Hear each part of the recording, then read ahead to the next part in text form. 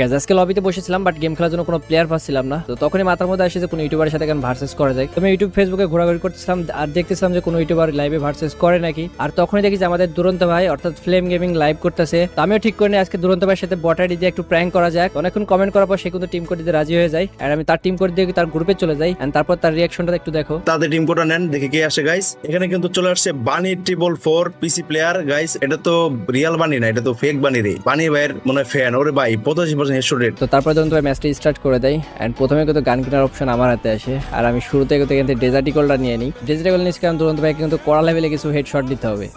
প্রথমে একটা কড়া হেডশট আর এই প্রথম শট মিসে ক্যারেক্টার মারছে ভাই। আরে ভাই আমারে হেড মেরে দিছে। সি ভাই কি হলো এটা? ওই একটা হেড কিন্তু মারা দিছি ভাই। বানি ভাইয়ের ফ্যান হলে কি হবো ভাই, আমার কাছে কিছু না, বুঝো না ভাই। এ তো অনেক কটা শট মিস করে ফেলছি গাইজ। এটা আমাকে বডিতে মেরে দেয়, যতক্ষণ হেড না লাগে তখন হেডই মারবো। দেখা যাক।